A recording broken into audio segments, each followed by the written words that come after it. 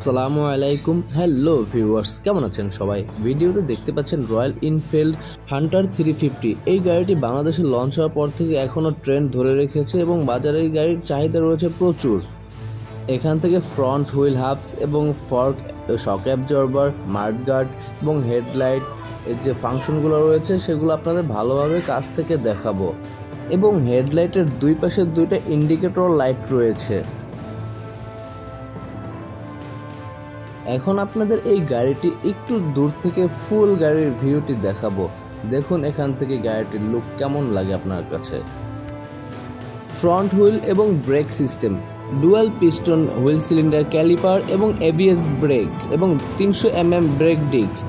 Engine system single cylinder 4 stroke air and oil cooling system.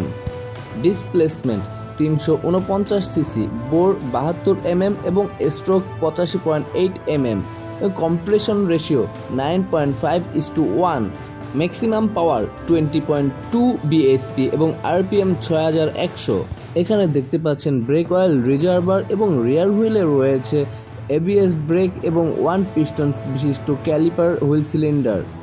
এখানে 17 ইঞ্চি বিশিষ্ট রিয়ার হুইলের size দেখতে পাচ্ছেন এবং রিয়ার হুইলে রয়েছে আপনার 270 mm এর ব্রেক ডিস্ক এবং এটা tubeless tyre. Dimension and weight, এই গাড়িটির সিট হাইট হচ্ছে 790 mm, কার্ব ওয়েট হচ্ছে 173 কেজি এবং এই গাড়িটির সিট হচ্ছে আর্টিফিশিয়াল লেদার দিয়ে এবং খুব আরামদায়ক এবং এই গাড়িটিতে 3 জন অনায়াসে রাইড করতে পারবেন। এখান থেকে গাড়িটির ড্রাইভারের চোখে ফ্রন্ট ভিউটি দেখাচ্ছি। এখান থেকে ইগনিশন সুইচ এবং কন্ট্রোল সুইচগুলো দেখতে পাচ্ছেন। জানাবো আপনাদের এই গাড়িটির দাম এবং মাইলেজ কত।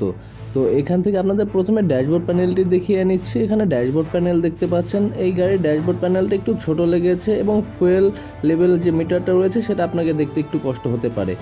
ঢাকার ভিতরে আপনি পার লিটারে 28 থেকে 30 কিলো এবং ঢাকার বাইরে হাইওয়েতে আপনি 33 থেকে 35 কিলোমিটার পার লিটারে পেয়ে যাবেন মাইলেজ। ফ্যাক্টরি ব্ল্যাক এই ভেরিয়েন্টের গাড়িটি এখন 3,50,000-এ পেয়ে যাবেন।